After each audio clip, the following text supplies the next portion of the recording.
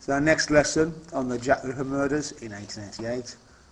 We're looking at part 3 now. We're going to start looking at the actual murders themselves. We're going to study the first few murders, try and understand what might have been happening, and develop our thinking skills. Keywords are strangled, throttled, garroted.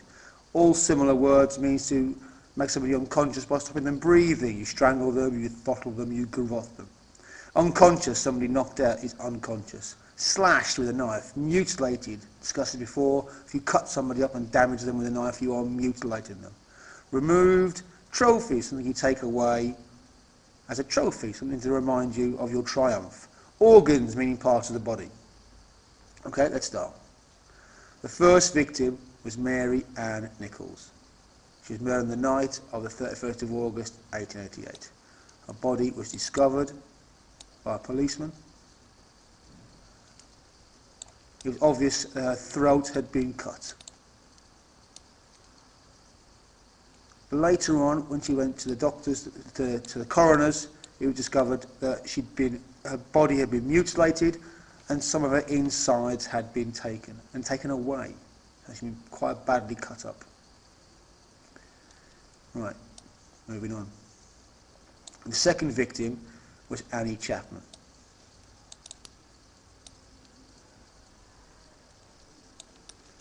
She was murdered 8 days later, on the night of 8th of September, 1888. The post-mortem, so a proper doctor looked at her body after she died, and they discovered that her intestines, her guts, had been removed, taken out, murdered away. It looks like so they could get inside and get at the uterus, which was cut out and taken. So her uterus was taken as a trophy by the killer. Right, now more murders. Okay, the next two murders. And to understand why they happened when they did, the next two murders, 3 and 4, something strange about them.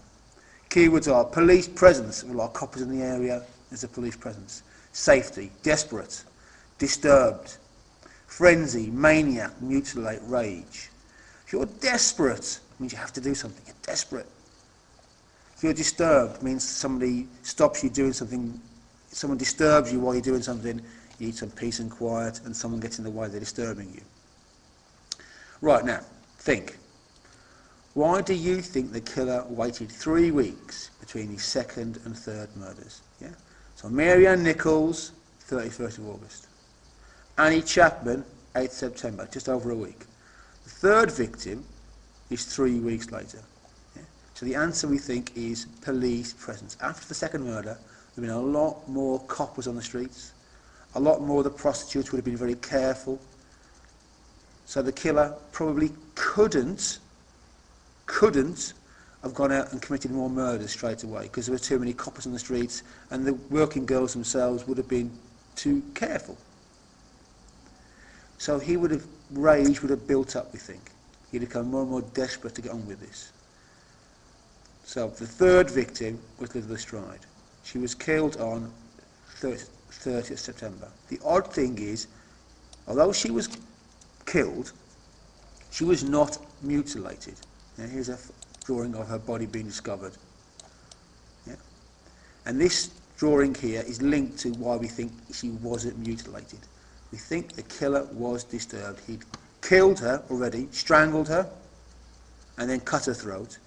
And before he could mutilate her, someone came along. And for safety's sake, the killer ran off before he'd had a chance to mutilate the body, which leads us.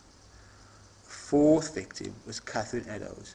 She was murdered on the same night, 15 minutes later. It seems clear that the killer had got himself so worked up to kill, once he'd killed Liz Stride and cut her throat, because he couldn't mutilate her, which is clearly what he wanted. He had to go out and do it straight away. And when he killed Catherine Eddowes, he went berserk. Sorry about this photograph. He cut her up very, very badly, from the throat down to the stomach. Here's the slash marks, cut her throat, cut her face, and then cut her nose off. The killer went berserk.